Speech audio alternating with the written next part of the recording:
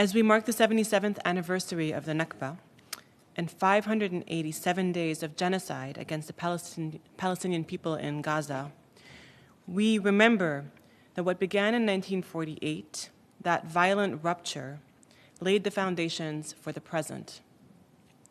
77 years ago, over 750,000 Palestinians were forcibly displaced.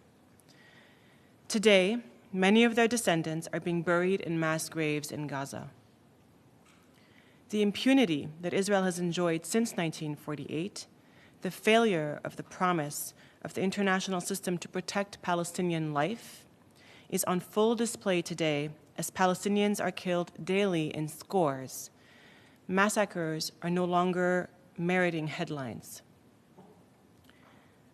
I'm here to speak to you about the landscape of the United States. Being rooted in the United States, our organization is focused on holding US-based actors accountable. And so I'll focus my remarks on those efforts. Because while this genocide is being carried out by Israel, it has been funded, armed, and shielded by the United States at every step of the way. At this stage, the US has crossed the line well from complicity to full participant in Israel's project of erasing the Palestinian people. And I'll be frank, as a Palestinian human rights attorney, I have never engaged with the United Nations headquarters in New York. Our history has taught me that over and over again, the promises of international law and rules-based world order would not be fulfilled under the current system. I have instead focused on protecting advocates out of the conviction that it is political change that is required. But in these dire times, as Palestinians in Gaza are being starved and massacred, I came here because we must appeal to everything and everyone. At the Center for Constitutional Rights, we brought one of the few legal challenges inside the United States to stop this genocide. And it was early on, because by October 8th, 2023, it became abundantly clear that we would be witnessing something unlike anything we have seen.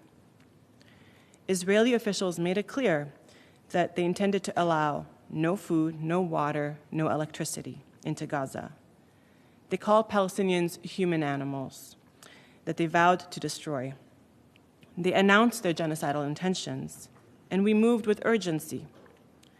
As early as October 18th, 2023, we published a briefing paper not only detailing the ways in which Israel's actions and statements over those first 10 days indicated an unfolding genocide, but given that we were in the US, we named US complicity in that unfolding genocide. We shared the analysis with the Biden administration. We also came right here to the United Nations and shared the briefing paper with US representatives and others. In sounding the alarm bell, we sought to put the Biden administration on notice. We hoped to trigger the duty to prevent a genocide. We hoped to stop the flow of US assistance to Israel's assault, without which it could not proceed. When that support went uninterrupted and even accelerated, we turned to the courts.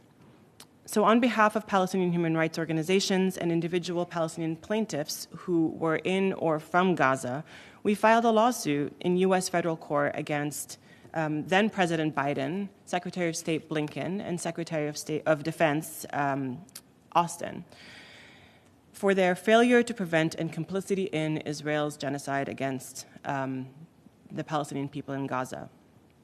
And we sought fast judicial relief, known as a preliminary injunction. In a US courtroom in January 2024, our clients offered a remarkable and devastating series of testimonies. They told of the deaths of scores of their relatives, of their communities and the places of their memories wiped out over the course of what was by then still 3 months of genocide. It was a scale of human suffering that shocked all who listened, including the judge. Again and again, our clients' testimonies returned to 1948. Every single one of them, when telling their story with the urgency it demanded, invoked the Nakba. Because there is no other way to explain how we got here. There is no other way to explain how their families ended up in Gaza, even though they were originally from Jaffa. There was no other way to explain to the judge what Palestinians hear when Israeli officials demand Nakba now. There's no way to fully convey the impact of being ordered to leave your home. The Nakba is not a distant origin point. It is the live wound that explains this moment. This is a continuity that must be understood and interrupted. Unfortunately, US courts have not offered any modicum of accountability and have done nothing to interrupt it. In that case, although the judge found that the plaintiff's testimonies were, quote, uncontroverted, and although he agreed that there was plausibly a genocide unfolding, the judge found that he did not have jurisdiction to order the relief that we needed. He held that this was a political question and not something that the courts could meddle with. This position was affirmed by the Court of Appeals in a shameful abdication of judicial responsibility. And so, although we continue to seek ways to find accountability in US courts, we also know that they will not deliver freedom. They will not break the cycle. Ultimately, unless the political landscape shifts, and until states understand that the evisceration of norms are against their own interests, we will not see any material change in unconditional support to the Israeli military. And here in the US, there is widespread and growing opposition to Israeli policies and a strong desire to end military support for Israel. And it is precisely because that shifting political tide that we have seen such aggressive repression. This repression, too, is a form of complicity. Because genocide doesn't only rely on bombs and UN vetoes, it relies on the silencing of those who try to stop it. In the United States, the robust, widespread movement to stop a genocide is being met with criminalization, harassment, arrests, and deportation attempts. Students are subject to disciplinary proceeding, doxing by private organizations, and billions of dollars are being withheld from universities to pressure them to further repress advocacy for Palestinian rights. We are seeing the threat of sanctions against the International Criminal Court. Students who called for their institutions to divest from the Israeli military, from weapons manufacturers, who organized encampments to shift their universities' policies have been whisked away in the middle of the night, away from their communities and placed in prisons, while Israeli war criminals receive warm welcomes at some of those same campuses. As lawyers, instead of spending our resources doing everything we can to hold accountable war criminals and to end corporate and state complicity in Israel's genocide, we are called to defend the advocates, the institutions, and the students that are facing this assault. So we represent Mahmoud Khalil, a US green card holder of Palestinian origin, a refugee from Syria, and former student at Columbia who was active in protesting Israel's genocide on campus and calling for divestment. We also represent Badar Khan Suri, an Indian national and a fellow at Georgetown University who is here on a visa. Both were arrested for their support for Palestinian life, for Palestinian rights. There are others like them across the country. You might have heard of Rumaisa Ozturk, of Mohsen Mahdawi, and of many others, so those are only just a few. And although I'm thrilled to stand here and announce that Dr. Khan Suri was just ordered released 2 days ago by a judge, Mahmoud has marked his 2 months in detention. He missed being present for the birth of his newborn son, Dean. Every single day that he spends in detention chills others from engaging in public protest. These detentions are part of a broader policy to silence and punish those who dare to speak out against Israel's genocide in Gaza. Across US cities and campuses, we are witnessing a crackdown on those resisting complicity at a scale never seen before. Students dragged away by immigration officers or arrested by police, professors fired, workers blacklisted, vicious doxing, and smear campaigns. All of this, too, is a form of complicity.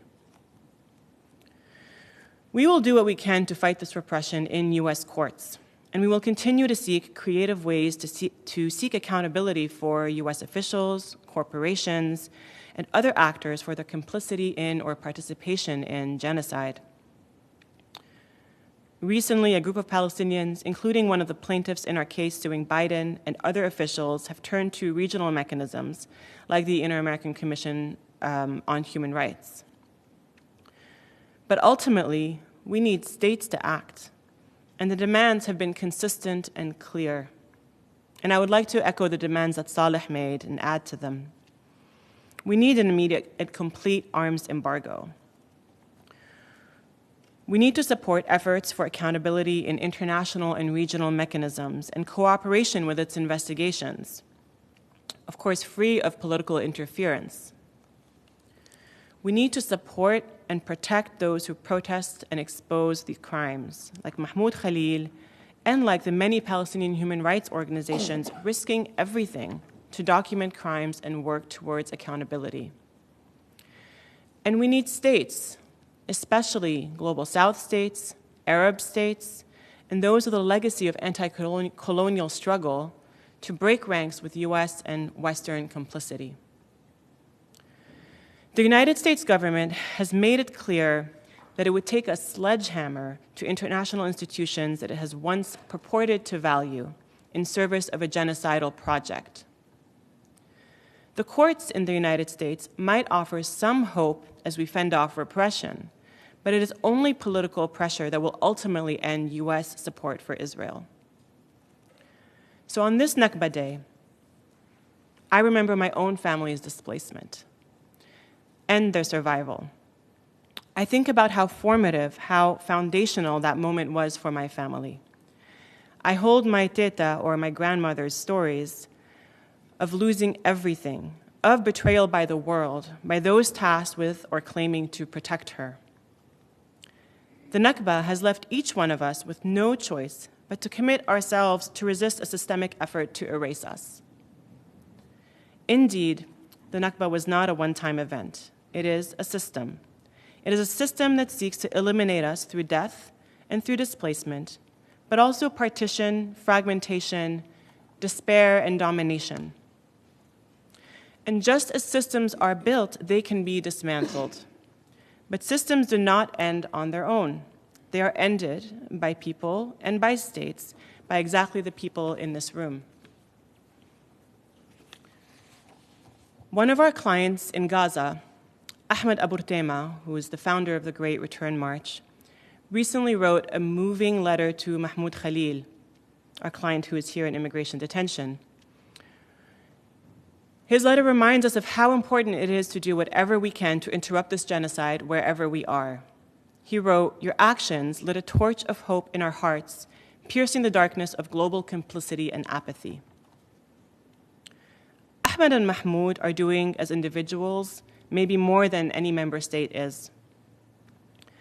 Their correspondence is a reminder that Palestinians are, regardless of where on the land we find ourselves, regardless of our fragmentation, still one people. And we continue to be united in our struggle to overcome the Nakba's geography of partition and domination. Let us mark the 77th anniversary of the Nakba by choosing to dismantle its legacy and to pierce the darkness. Thank you.